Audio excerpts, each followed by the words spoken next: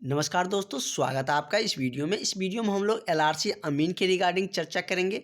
जैसे कि सारे अभ्यर्थी केस करने जा रहे हैं, सारे स्टूडेंटों के मन में है कि हम लोग केस करेंगे तो हम लोगों का जो नियमावली चेंज किया गया सरकार के द्वारा वो वापस ले लिया जाएगा। यदि आप लोग केस करिएगा तो केस जीत भी जाइएगा, क्योंकि चलती बहाली में सरकार ने इसको चेंज किया है। लेकिन एक बात आप लोगों को ध्यान रखना होगा, यदि आपने केस किए तो आपको ज़्यादा समय देने होंगे। जो बहाली की जो प्रक्रिया होंगे उसमें डिले देखने को मिलेंगे, समय लगेगा।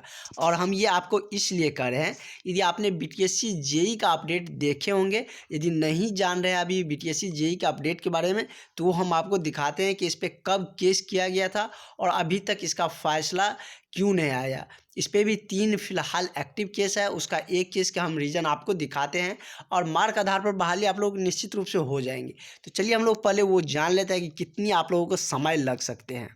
तो हम आ चुके हैं अभी पटना हाई कोर्ट के ऑफिशियली साइट पर, जो कि बीटीएससी की केस संख्या है। आप लोग देख सकते हैं 2893 बीटीएससी जेई जो बिहार तकनीकी सेवा आयोग के द्वारा जो जूनियर इंजीनियर की जो बहाली निकाली गई, जिसके आप लोग भी वाकिफ़ होंगे सारे कुछ, ये भी मार्क आधार पर ही है। तो जैसे कि इस पर जो केस हुआ था, ये केस आप लोग देख सकते हैं, जो फर्स्टली एक्टिव हुआ था वो 7 फरवरी 2020 को हुआ था।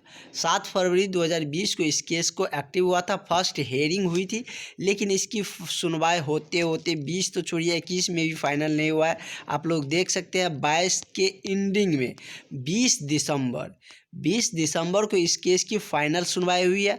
अभी भी इसका फाइनल जो जजमेंट आता है वो आना बाकी है। आप देख सकते हैं जो सिंगल जज के सामने जजमेंट होते हैं वो आना बाकी है, और इस पे अभी एक्टिव 3 केस है। तो ये तो एक ही केस की हम बात की। यदि आप लोग केस करिएगा तो हो सकता है कि बीटेक वाले भी केस करेंगे कि हम लोग को भी अलाउ करिए, तो इससे कहीं ना कहीं आप लोगों को केस तो जीत जाएगा। निश्चित रूप से आप लोग केस जीत जाइएगा, क्योंकि सरकार इसमें गलतियाँ की है। क्योंकि इसमें जो नियमावली थी वो पहले दे दिया गया था, लेकिन बाद में इसको चेंज किया गया है। तो ये आप लोग पहले जीत सकते हैं, ये केस तो निश्चित रूप से जीत सकते हैं। और ऐसा नहीं है कि आप लोगों को समय लगेगा ही, लेकिन हम आपको बता दिए कि समय इतना लग भी सकता है। यदि आप लोगों का जो वकील करिएगा वो यदि एक्टिव रहेगा तो कम समय भी लगेगा, लेकिन समय तो ज़रूर लगेगा। तो आप लोग सोच लीजिए कि आप लोगों को केस करना है या एग्ज़ाम देकर आप लोग किसमें जाने हैं। वो तो आप सब पे डिपेंड करते हैं कि आपके क्या मंशा चल रही है, लेकिन थोड़ा सा समय लगेगा। यदि क्योंकि जैसे कि यदि मार्क आधार पर अभी नियमावली चेंज नहीं किया होता तो आप लोगों को निश्चित रूप से जल्द ही हो जाते। और वैसे हम बात करें तो मार्क आधार पर कर सकते हैं, क्योंकि बीटीएससी ने हाल फिलहाल में ही परसों के डेट में ही एक वैकेंसी निकाली है बीटीएससी ने, उसमें मार्क आधार पर ही लिया है। तो आप लोगों का भी मार्क आधार पर ले लेना चाहिए, क्योंकि आप लोगों का कॉन्ट्रैक्ट पे है। तो उसके रिगार्डिंग भी हम आपको सारा अपडेट बताएंगे। ऑफिशियली क्या कुछ नोटिस वो बीटीएससी की तरफ से जारी किया गया, जिससे आप लोगों की भी फ़ायदे होंगे कि आप लोगों की जो मंशा है कि हम लोग हाई कोर्ट जाएंगे, तो उसमें आप लोगों को बेनिफिट होंगे कि नहीं, जब इस वैकेंसी को आप मार्क आधार पर कर रहे हैं तो हम लोग को कॉन्ट्रैक्चुअल जो वैकेंसी है उसमें क्यों आप एग्ज़ाम ले रहे हैं।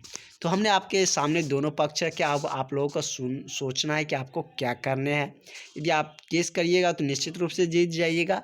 वही समय लग भी सकता है या कुछ समय, वैसे तो थोड़ा समय लगेगा ही या ज़्यादा समय भी लग सकता है। तो अनफॉर्चुनेटली यदि आप लोग करिएगा भी तो कम समय लगे, क्योंकि आप लोग सबको नौकरी के जल्दबाजी रहते हैं, क्योंकि सबके घर से प्रेशर रहता है।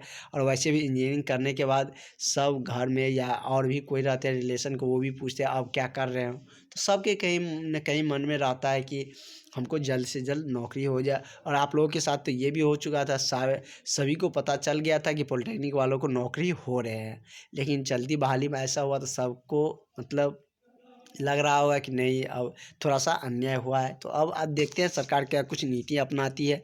आप लोगों की यदि जल्द निकाल दे सिलेबस या ऑनलाइन की डेट तो आप लोगों को दिक्कत नहीं होंगी। वैसे बीसीईसी अभी कोई ऐसा ऑफिशियली नोटिस नहीं जारी किया सिलेबस की रिगार्डिंग, एग्ज़ाम की रिगार्डिंग या ऑनलाइन फॉर्म की रिगार्डिंग।